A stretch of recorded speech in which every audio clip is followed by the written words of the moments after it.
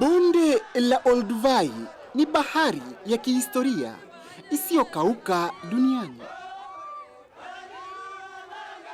Umaarufu wa bonde hili unatokana hasa na kutoa kina kirefu cha chimbuko la mwanadamu pamoja na wanyama ambao walishatoweka duniani.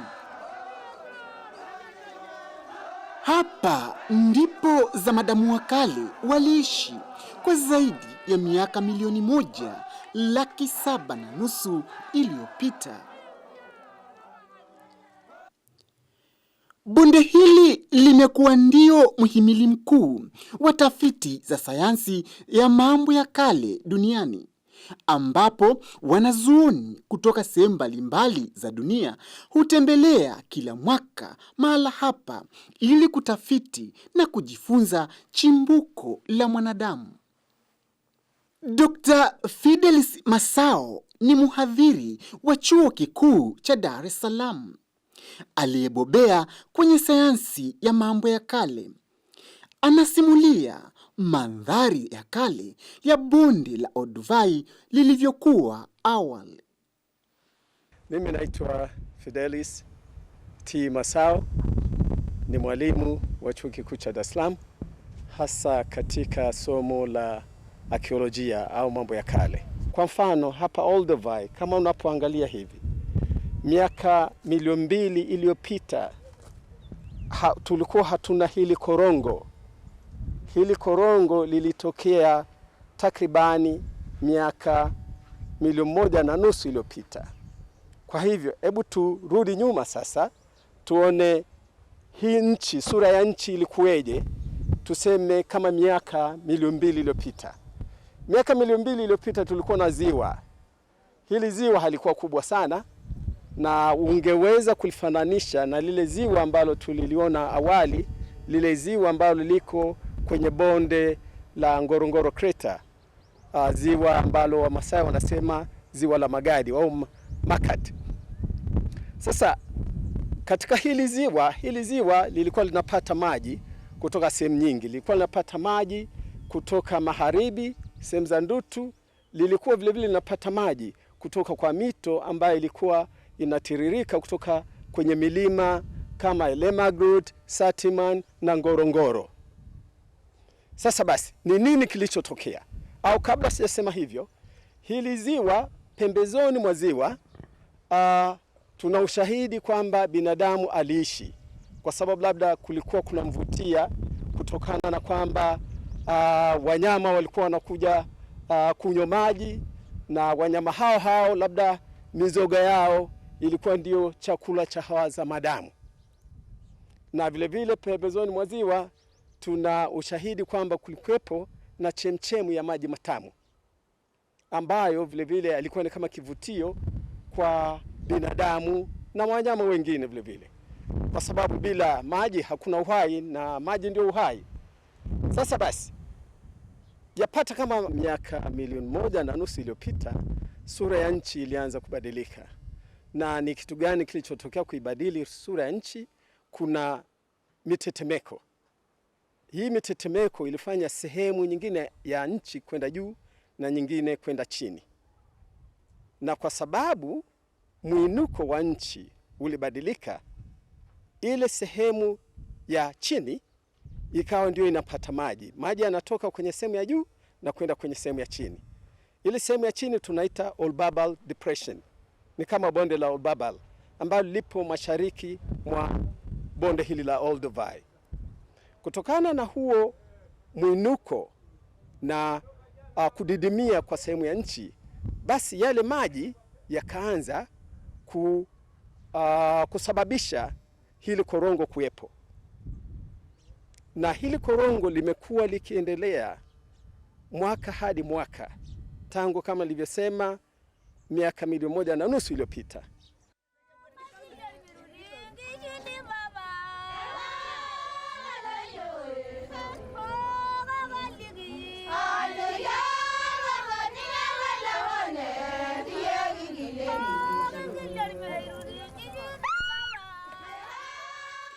Unapofika Olduvai, unahisi kuwa upo kwenye sayari ya kale ya Adamu na Hawa. Mawazo yako yanarudishwa nyuma kabisa kwenye zama za miaka 1,700,000 iliyopita. Ama taswira ya bonde hili, kima chake ni mita 90 na urefu wake ni kilomita 48.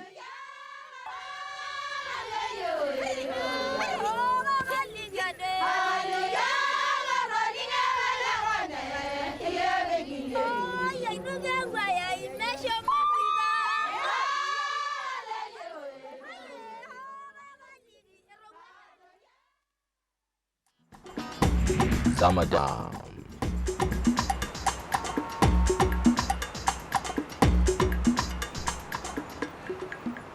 Sasa kutokana na kwamba ni sehemu gani ambazo zilikuwa na maji mazuri zaidi, utaona kwamba sehemu hizo ambazo zilikuwa na maji mazuri zaidi ndio sehemu ambazo tunaona masalia mengi ya wanyama na masalia mengi ya zana zilizotengenezwa na hawa za madamu na masalia mengi zaidi ya za madamu.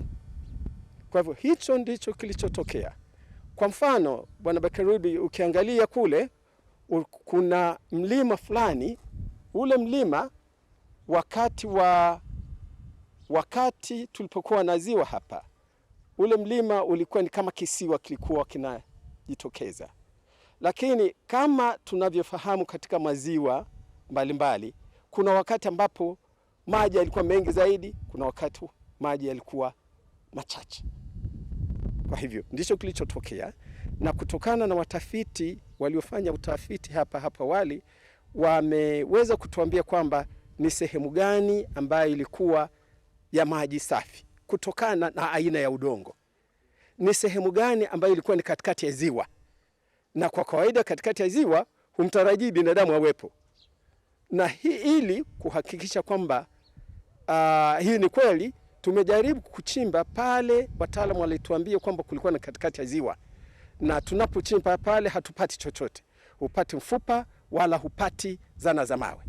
Lakini pembezoni mwa ziwa tumepata mifupa na zana za mawe. Sasa basi, ni kitu gani kilichosababisha haya matabaka ambayo tumesema kuna tabaka la kwanza, la pili na kadhalika?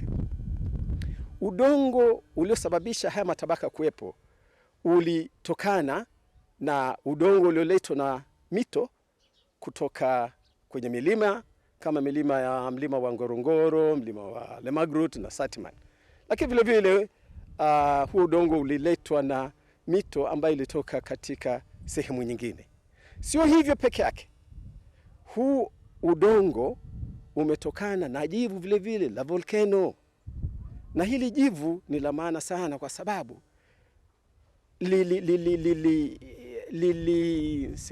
lilisaidia katika kuhifadhi hii mifupa ili iwe visukuku. Sio sehemu zote ambapo mifupa inaweza kuhifadhiwa kwa uzuri kiasi hicho. Kwa hivyo kuwepo kwa udongo ambao ulitokana na volcano kumesaidia kuhifadhi hii mifupa. Uzuri wa bonde hili, unapotembelea unahisi kama upo kwenye bustani ya Aden, ambapo ukale wake wa miaka 2,000,000 wa chimbuko la mwanadamu unaonekana hadi hii leo. Masalia mengi ya zana za kale na visukuku kutoka kwenye bonde hili la Olduvai yanapatikana hasa kwenye vyanzo vya maji safi. Mwanzoni mwa karne ya 20 alifika mtaalamu wa Kijerumani aliyejulikana kwa jina la Cantwinkel. Mtaalamu huyu alibahatika kutembelea kwenye bonde la Olduvai akikusanya vipepeo kwa lengo la utafiti. Ikatokea kwamba siku moja kuna mtafiti ambaye alikuwa anataka kujifunza habari za vipepeo. Huyu mtafiti alikuwa ni Mjerumani. Jina lake lilikuwa ni Cantwinkel. Katika kukimbizana na vipepeo ili avikusanye kwa utafiti, ikatokea kwamba ameanguka kwenye bonde hili, kwa sababu hili bonde tayari lipo na huyu mtafiti alikuwepo mwaka 1911. Alipoangalia pembezoni akaona kwamba kuna mifupa mingi zaidi, na kama nilivyosema, huyu alikuwa ni Mjerumani. Akakusanya baada ya ile mifupa akaenda nayo mpaka mji mkuu wa Ujerumani, Berlin. Alipokwenda kule, kwa sababu yeye hakuwa mtaalamu, akamwonyesha mtaalamu wa visukuku ya ile mifupa, na huyu mtaalamu alikuwa Hans Reich. Basi Hans Reich ikaonekana kwamba alivutiwa sana, kwa hivyo akaanza safari ya kuja huku kuja kufanya utafiti. Kwa bahati mbaya utafiti haukuweza kuendelea kwa muda mrefu sana kutokana na kuanza kwa vita ya kwanza ya dunia. Kama unavyokumbuka, ilianza 1914. Ikabidi mwanzo wa vita ya kwanza ya dunia kufupisha ile safari ya huyu mtafiti. Wakati huo kuna huyu Dr. Leakey, yeye alikuwa tu ni mwanafunzi katika chuo kikuu cha Cambridge. Akapata habari za kupatikana kwa mifupa hiyo hapa Olduvai. Kwa hivyo miaka ya 28 akawasiliana na Hans Reich. Kwa pamoja wakaja tena hapa na kwa pamoja wakaanza kufanya utafiti. Na hizi tabaka tulizoziona katika makumbusho, zile tabaka 6, kwa kweli zilionekana na zilielezwa na huyu mtafiti wa mwanzo Mjerumani Hans Reich. Tabaka la kwanza, la pili na kadhalika, kama tulivyoona. Na mpaka leo tumeendelea na mtiririko huo wa haya matabaka ya udongo wa Olduvai Gorge. Zamadam.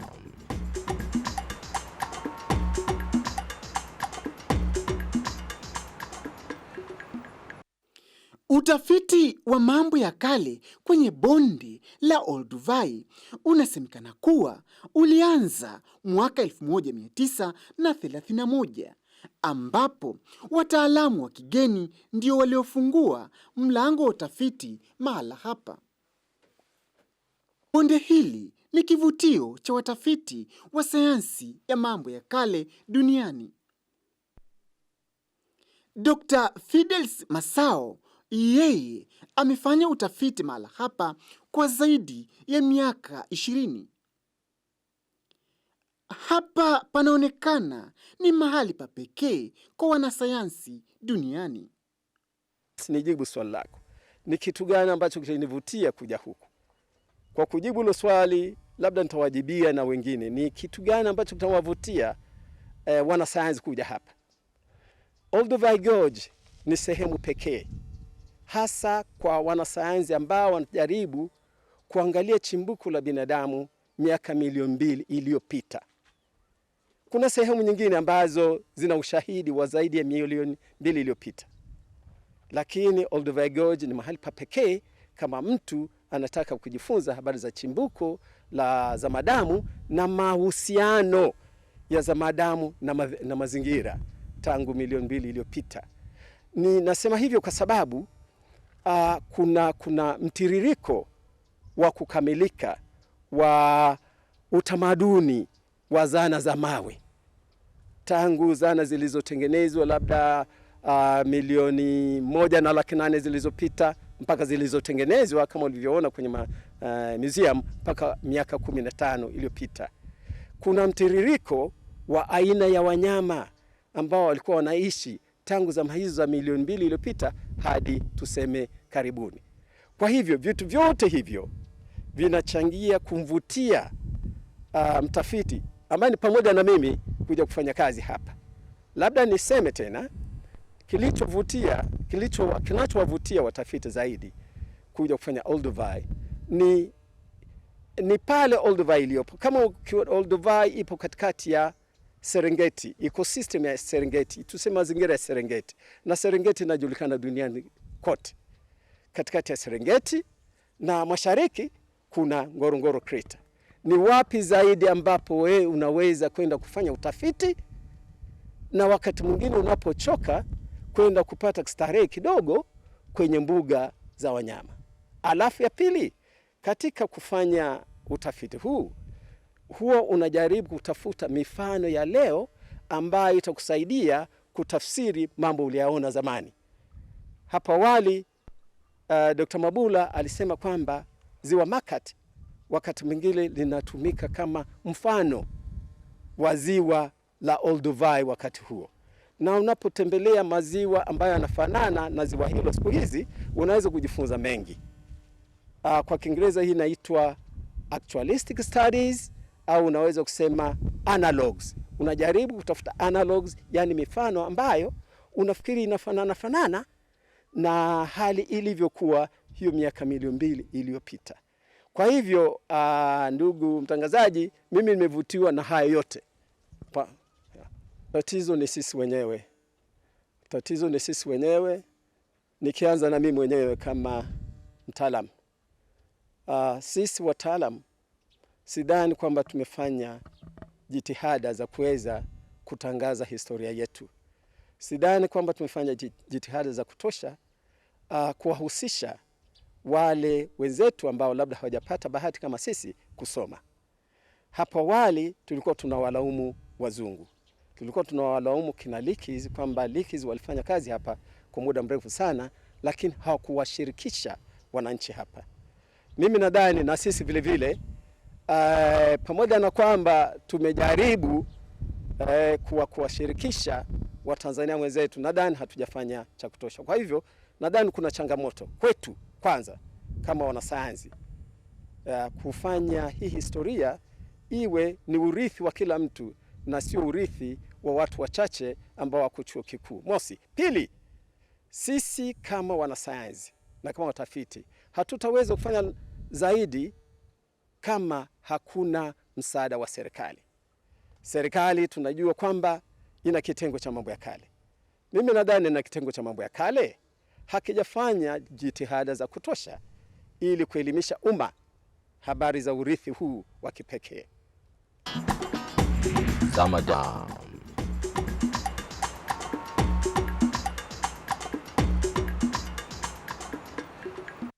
Mimi katika kutoa ujumbe naona nitazingatia mambo ya mawili. Kwanza ni uhifadhi wa bonde hili. Nimepata habari kwamba serikali inaandaa mchakato wa kuhifadhi bonde hili na kwamba tayari wameshawatafuta washauri wa kutoa mapendekezo namna ya kuhifadhi bonde hili. Kwa sababu kama hatuhifadhi bonde hili, hatutaweza kuwa na torui au data ya kufanya research siku zijazo. Kwa hivyo, namba moja, mimi nashauri wadau wote, serikali na wengine, wafikirie namna ya kuhifadhi bonde hili. Pili, nasema vikundi vyote vya utafiti vinavyofanya utafiti katika bonde hili vifikirie kuwahusisha Watanzania wasomi sana, wasomi wakati na wale ambao sio wasomi sana. Kwa sababu kazi za utafiti zina levels, zina ngazi nyingi. Kuna yule mtaalamu, kuna mtaalamu msaidizi, kuna mfanyikazi wa kawaida na kadhalika. Kwa hivyo ndivyo namalizia hapo. Huu ni mmea wa kale na maarufu unaojulikana kwa jina Old Tupai. Mmea huu wa ajabu ambao una maji mengi sana kwenye majani yake humea kwenye sehemu kavu sana na ni dawa ya kabila la Kimasai. Vilevile bonde hili lilibatizwa kuwa ni Olduvai kutokana na mmea huu.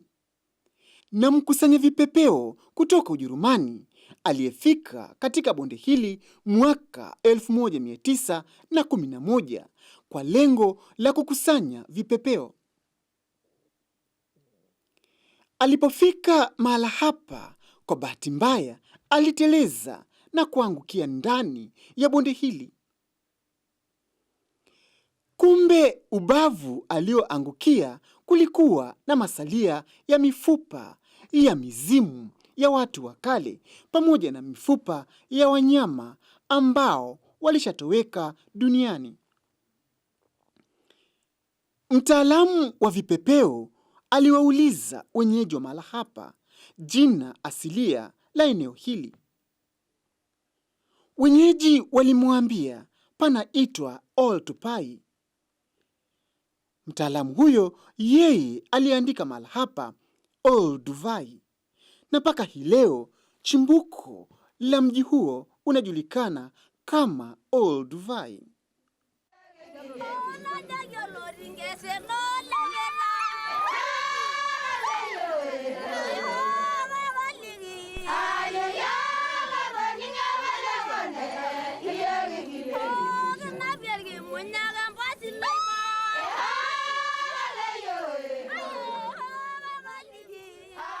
Kwa jina naitwa Ladislaus Domitian, niko hapa kama muhifadhi msaidizi mambo ya kale, na jina la Oltupai ni jina ambalo limetokana na mmea kama huu hapo unavyouona. Huu kwa Kimasai unaitwa Oltupai. But jina halisi ni jina halisi kwa eneo hili ambalo limeitwa na Wamasai wenye asili ya hapa. Mtazamaji, unajua binadamu walioishi katika bonde hili la Oltupai ama Olduvai ni toka miaka mingi walikuwa wanatumia dawa kama hizi, na hizi dawa, miti hii miujiza yake ni mikubwa sana. Tokea zama na zama imedumu hapa, na hata nikiung'oa hapa nikajaribu nikaupande labda huko Dar es Salaam, huwezi kuota. Hauoti sehemu yoyote nchini Tanzania au sehemu yoyote duniani, unaota hapa tu. Na miti hii basi imeweza kutumika kwa karne na karne katika bonde hili la Olduvai.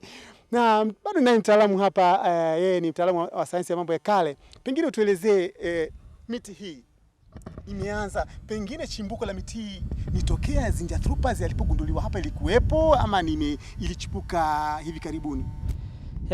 Asante sana ndugu mtangazaji.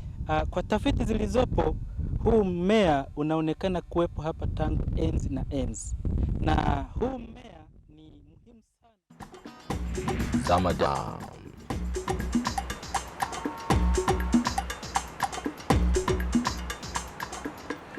Hili eneo lilimonyolewa taratibu na maji yakitokea sehemu za juu za Ngorongoro.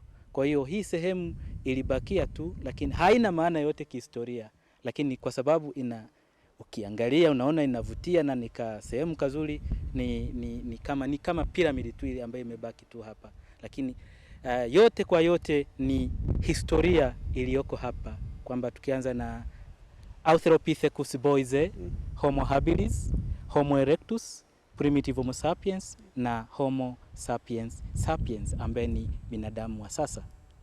Mtazamaji, tuko katika mji wa watu wa kale, na hapa nilipo unaambiwa kuna wanyama kama tembo, twiga wanapita karibu kabisa na hapa tulipo, na tembo hao hupita katika bonde. Unaweza kuona wanyama kwa kule mbali kidogo, ni eneo ambapo tembo hupita, vile vile simba wakitafuta maji, lakini kwa wakati huu tumeambiwa kwamba maji bado yanaonekana, hawezi wakapita, na vile vile ni eneo pia kidogo kipindi cha kiangazi linakuwa hatari. Ndiyo ndugu mtangazaji, eneo hili huwa wanyama wengi kama tembo, twiga, nyani wanafika eneo hili kuweza kupata maji, hasa wakati wa kiangazi, kwa sababu eneo hili huwa ni kavu sana wakati wa kiangazi. Lakini kwa sababu kuna mmea wa Oltupai, hawa wanyama hufika kutafuna huu mmea na kuweza kujipatia maji kutoka kwenye mmea huu wa Oltupai.